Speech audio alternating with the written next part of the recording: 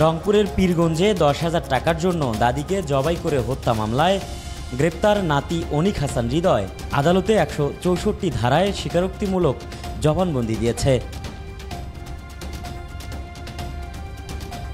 সোমবার সন্ধ্যায় তাকে রংপুরের পীরগঞ্জ সিনিয়র জুডিশিয়াল আমলি ম্যাজিস্ট্রেট মন্তাজ আলীর আদালতে তোলা হলে তিনি হত্যার দায় স্বীকার করে এই জবানবন্দি দেন।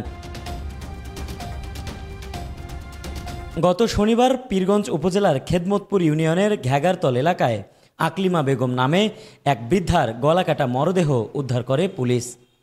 নিহত আকলিমা বেগম ওই এলাকার মোহাম্মদ হাকিম মিয়ার স্ত্রী ছিলেন।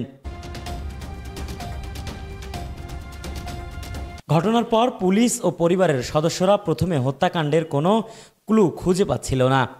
স্থানীয়রা ও পুলিশ সূত্রে জানা গেছে, শুক্রবার গভীর রাতে ঘটনাটি ঘটে। সকালে প্রতিবেশীরা ঘর থেকে রক্তাক্ত মরদেহ দেখতে পেয়ে থানায় খবর দেয়।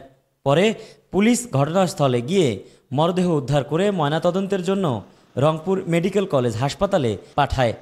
আমরা তথ্য প্রযুক্তির সহায়তায় এই হত্যাকাণ্ডের সাথে জড়িত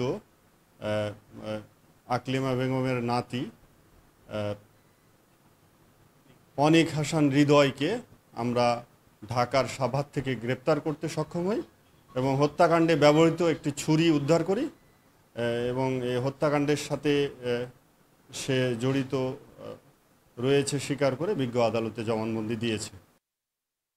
ক্লুলেস এই হত্যাকাণ্ডের ঘটনায় ওই দিনই নিহতের ভাই অজ্ঞাতদের আসামি করে থানায় একটি হত্যা মামলা দায়ের করেছিলেন। Desk report, RNB news.